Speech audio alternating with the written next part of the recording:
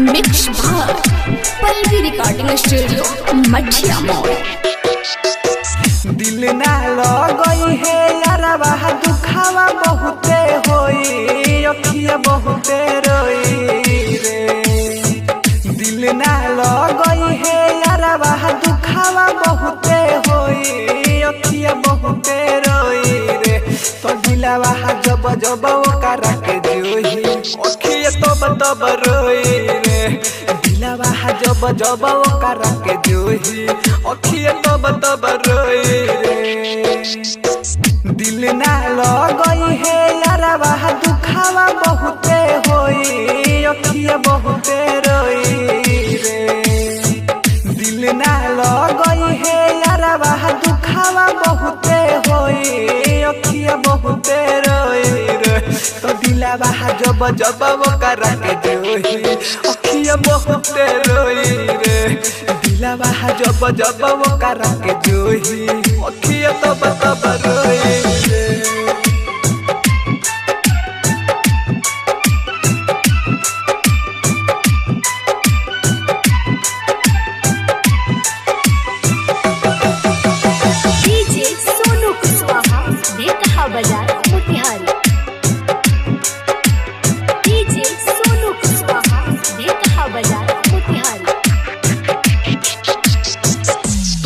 को न सोची है सो कहल तोरा बाती के बनल छोड़ा दी है सो साथी संगाती के।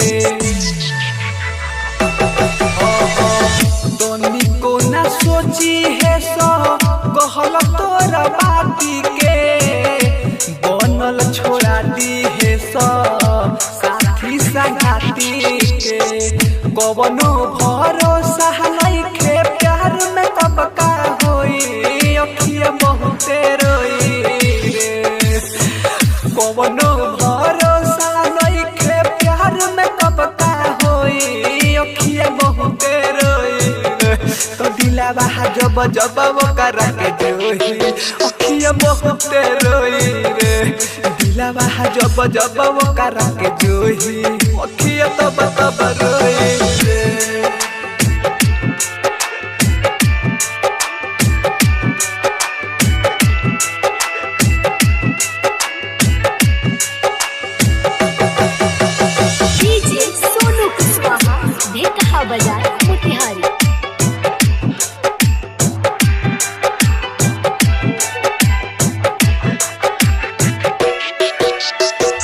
राइटर गुडू गोला देना बतिया बताई हो कबहू दिल से प्यार जानी करी हो हमारे भाई हो।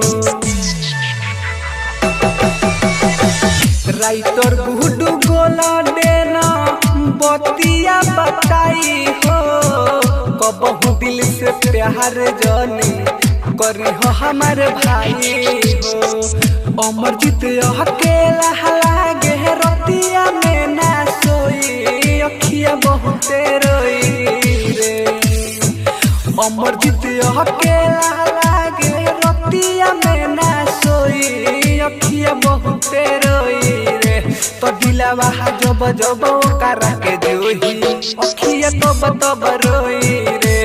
दिलवा जब जब ओकरा के जोही अखिया बहुते रोई रे।